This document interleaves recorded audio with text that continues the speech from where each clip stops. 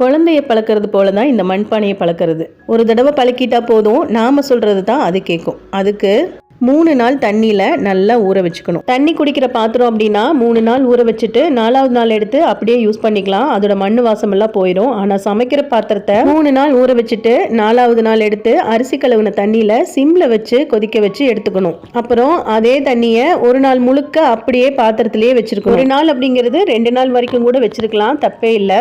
அரிசி கழுவின தண்ணியில் நல்லா ஊறினதுக்கு அப்புறமா துருவன தேங்காவை வச்சு நல்லா வதக்கி எடுக்கணும். தேங்காய் எண்ணெய் ஊற்றி அந்த தேங்காவை வதக்கி எடுத்தோம் அப்படின்னா மண்ணு வாசம் எல்லாம் இல்லாம நல்ல வாசனையா இருக்கும். சில பேர் வெங்காயத்தை வச்சு வதக்குவாங்க, ஆனா நான் இந்த தேங்காய் துருவலத்தை வச்சு வதக்கினேன். இதுக்கு புதுசா துருவன தேங்காய் தான் வேணும் அப்படின்னு அவசியம் இல்ல. தேங்காய் பால் பிழிஞ்சிட்டு அதோட சக்கை இருந்தா கூட அதை கூட வச்சு வதக்கலாம். ஏன்னா இதை யூஸ் பண்ண போறது இல்ல, கீழே கொட்டத்தான் போறோம். தேங்காய் துருவல் எல்லாமே வதக்கிட்டு கீழே கொட்டிட்டு திரும்பியும் தேங்காய் எண்ணெயை தடவி அப்படியே ஒரு ஓரமா வச்சதுக்கு அப்புறமா நாம எப்பவும் போல எடுத்து சமைக்கலாம். ஒரு தடவை பழக்கி வச்சுட்டா போதும், ஆயுசுக்கும் பிரச்சனையே இருக்காது. அதுக்கப்புறமா கருப்பு சட்டி வாங்கலாமா சிகப்பு சட்டி வாங்கலாமான்னு எல்லாத்துக்குமே ஒரு சந்தேகம் இருக்கும். கருப்பு சட்டி 2 தடவை வேக வச்சது, சிகப்பு சட்டி 1 தடவை வேக வச்சது, எது வேணாலும் வாங்கலாம். பழக்கறதுக்கு பயந்துட்டு மண் சட்டி வாங்காம இருக்காதீங்க. மண் பாத்திரம் உடம்புக்கு ரொம்பவே நல்லது. ஒரு தடவை மெனக்கிட்டு பழக்கி வச்சுட்டா போதும், ஆயுசுக்கும் யூஸ் பண்ணலாம், தலைமுறையா யூஸ் பண்ணலாம்.